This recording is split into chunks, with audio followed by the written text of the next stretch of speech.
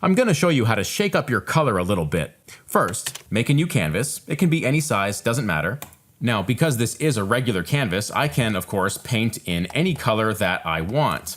Now, the thing we're going to do here is we're going to paint in color, only without the ability to see the color. So head over to the Layers window, make a new layer, set that layer to color mode, grab the paint bucket tool, and fill that layer with pure white.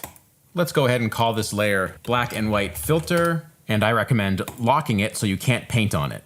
Now, to show you how this works, I'll grab a brush, go to my original layer, and no matter which color I pick and paint with, my black and white filter layer is going to display my painting as values only. And the key is, the color is still there, as you can see in the Layers window. All I have to do to see it is toggle the visibility of my filter layer, and there's the color. And of course, turning visibility back on makes it black and white again.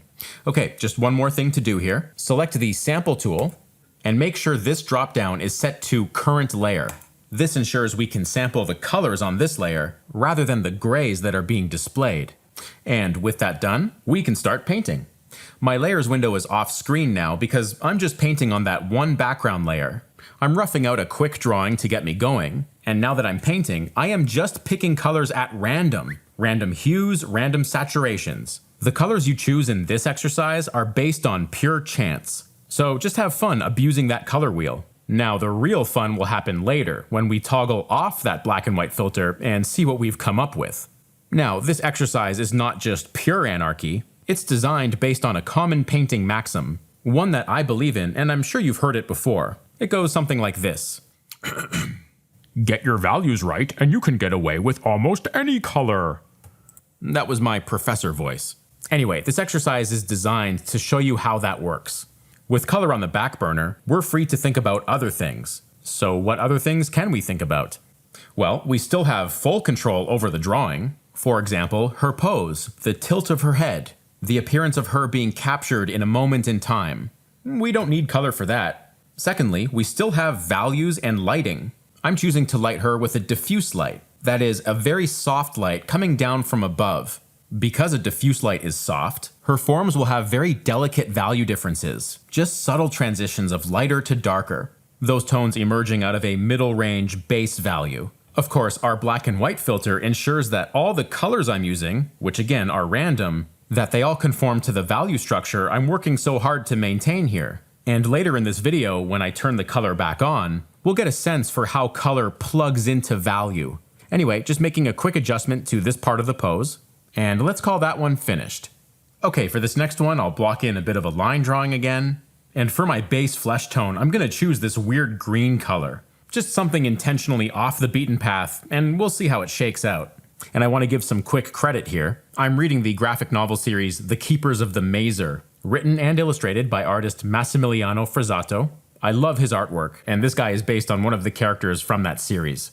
Anyway, the color exercise is exactly the same as before. However, I'm doing something different from a lighting standpoint. That is, here I'm using a direct light, where last time I used a diffuse light. I'm basically imagining like it's a sunlight coming in this way. That will give the values a little more contrast between the light and shadow family, and it will give the shadows more of a distinctive shape. You can see that in like the cast shadow under his nose. Also different here, the edges between light and shadow are going to be generally harder than they were on the first character. Partially this is the result of a direct light, but it's also due to the fact that this is a grizzled old man whose planes are harsher than that of a younger woman. And edges are the tool that will help you distinguish between the two. So just as a quick recap, while I may have color off my plate, I'm still dealing full on with things like lighting, values, edges, composition, not to mention academic things like facial anatomy, structure, and expression. Alright, let's do one more before we see what kind of horrible, colorful mess we've made. I'll go for a darker skin tone this time to see how that works. Process-wise, for this one, I didn't even start with a line drawing really, I just started with a mass of value that I'm kind of sculpting into with paint. Still randomizing the color, of course, although this time I'm kind of favoring the blue and purple end of the color wheel. For no other reason than I'm interested in seeing how it looks. Those are not colors one would usually attribute to skin tones, but I'm hoping something interesting will come of it nonetheless. I guess we'll find out soon enough. And last thing before I finish up here, you can do this exercise in the style of your choosing. Painterly like this or airbrushy smooth, it really doesn't matter. Anyway, picking a random color here for the background, I'll just fill that in, and that should do it. Okay, now when I click this layer off, we will see let's make this more dramatic. When I push this big red button, we will finally see the color. Hey, that is pretty cool actually. I really like how the cooler blues kind of slide into warmer tones, like this area here being cooler and sliding warmer as it goes down this way.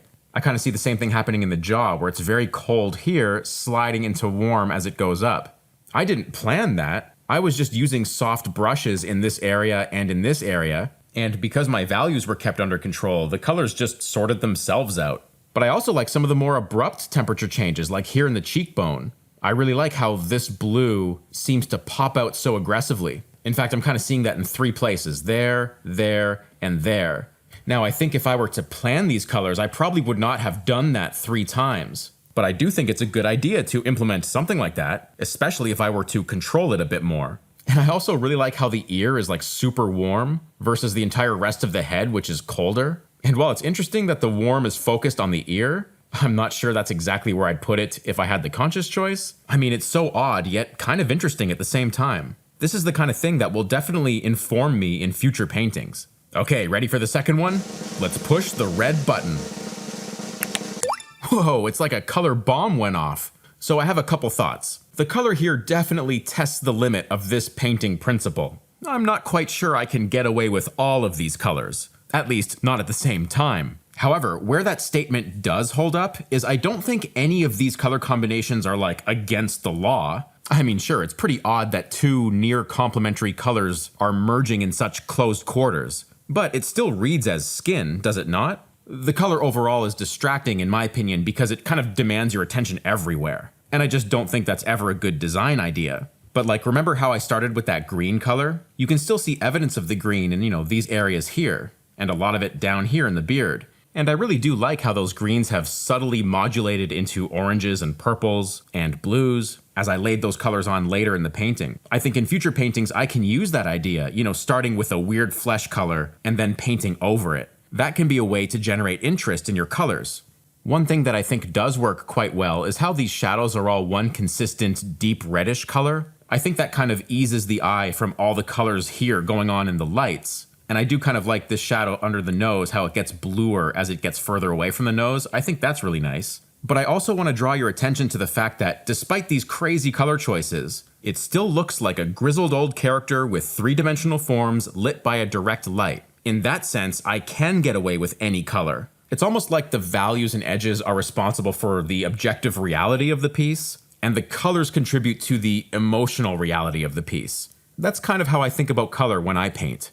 This is part of a piece I did for an actual project, and you can see how when you're intentional with your color design, you can move color around quite a bit. I think these blue bits here that are right up against neutral oranges and more aggressive purples, that's not so far removed from what I'm doing here.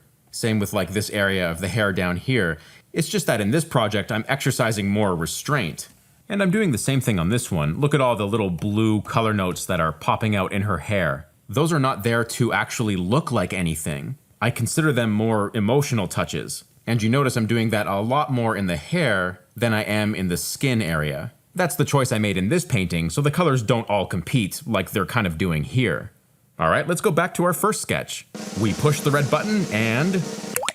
Ooh! The first thing I notice are those reds that really pop out against the grays. Just gonna drag in the color picker here and sample some of these grays. You can see what I mean. Notice the saturation for most of this is kept in this overall section of the color picker. That includes the hair, the flesh, even the background. This is a common habit of mine. I find that when you base your colors on grays, they tend to slide in and out of each other pretty easily, opening up possibilities for all kinds of color harmonies. If you'd like to learn more about the ins and outs of that, check out episode 5 of my 10 Minutes to Better Painting series.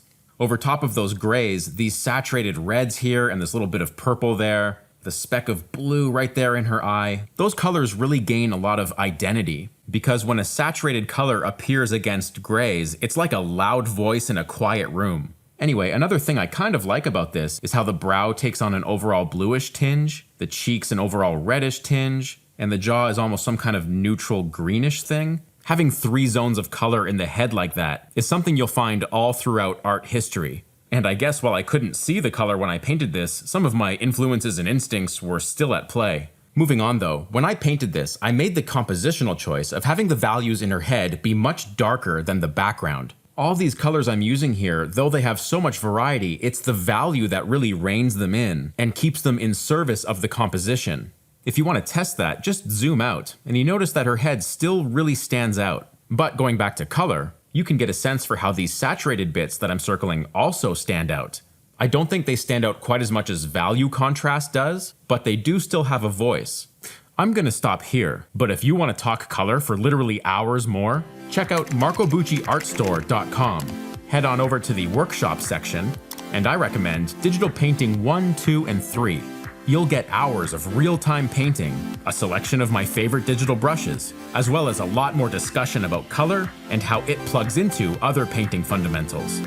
Well, thanks for watching, everyone. I hope this exercise will inspire your color use, as well as give you a glimpse into the endless ways that color can behave in a painting, and how other fundamentals, drawing, values, edges, composition, how they can be shepherds for color, corralling it into its appropriate place. Well, happy painting. I'll see you in another video.